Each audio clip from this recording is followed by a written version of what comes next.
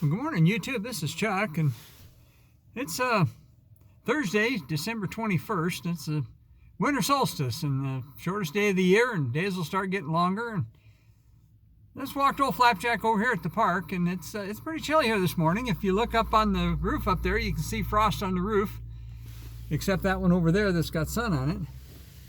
But I've got to get, by the way, Flapjack says hi. Anyway, I got to get my trailer ready to go on a trip, so I'm going to be busy most of the day, but I thought I'd take a couple minutes this morning to tell you a firefighter story. And most of my firefighter stories are stuff that happened a long time ago, but these are ones that happened within the last 24 hours. And I thought you might find it a little unusual, and I thought you might find it interesting. Anyway, the little department out to the east of us is called the Hells Gate Fire District, and their main station is located in Star Valley, Arizona, and it's Engine 21, and Ladder 21 runs out of there as well. But Engine 21 is it's a staff station, but it's minimal staffing. And I worked out there for a year as a volunteer battalion chief, so I'm pretty familiar with their area. Now, it's kind of a funny thing in that there'll be times in your district where you have a particular street maybe you haven't gone on a call on in 5 years, and then you get 2 calls there in 24 hours or something like that. And that's kind of what happened to them yesterday. Now, I don't always listen to the scanner anymore, but I have it on periodically, and just depends whether I feel like it or not. But I had it on yesterday afternoon, and I heard all this go down. But yesterday afternoon, their Engine 21 got dispatched to a possible heart attack. And the street it was on, it was a long dead-end road down the far south part of their district.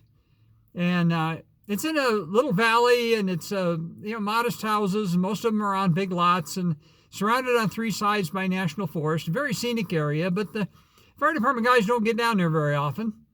But anyway, they had a call there yesterday afternoon for a possible heart attack.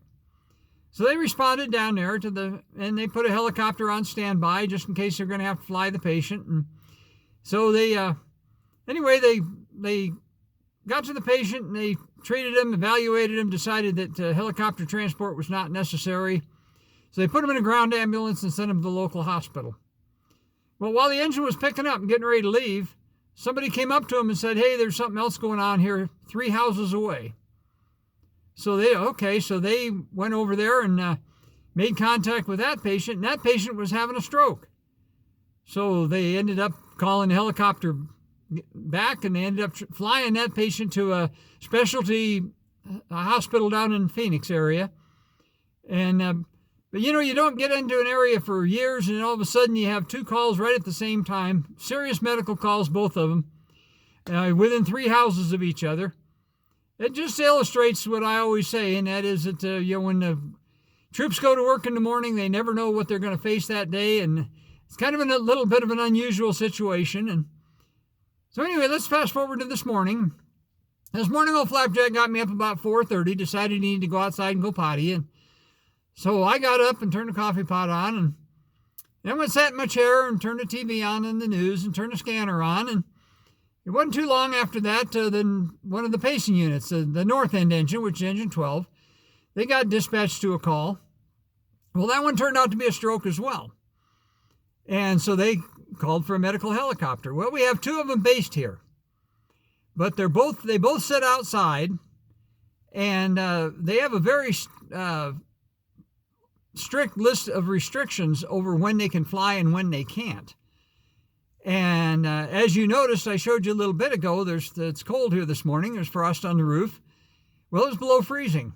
And one of their restrictions is that they will not accept a flight if the helicopter's been sitting outside in freezing conditions. And so both of the local medical helicopters, Banner 2 and Native 7, they both turned the flight down. Well, after consulting with medical control, the decision was made that the patient still needed to fly. And so they're going to send a helicopter up here from the Metro Phoenix area with about a 40-minute ETA. That's estimated time of arrival. Most of you people, I'm sure, know that. But anyway, so the decision was made to do that. Well, so they transported the patient by ambulance to the airport. And while they were en route up there, the helicopter was based up there, Native 7.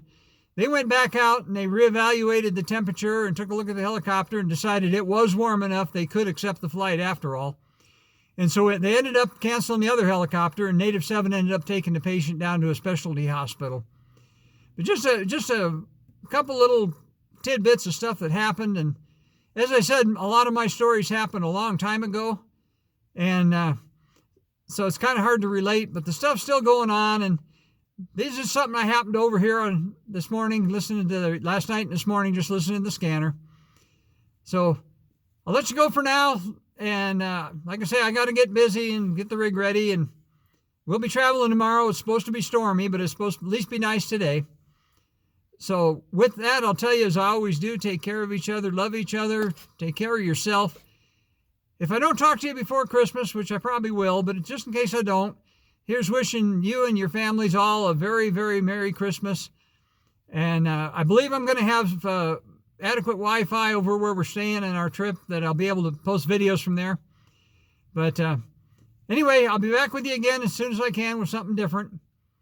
And we'll, for now, I guess we'll just give you another shot of old Flapjack saying good morning, and I'll tell you peace out.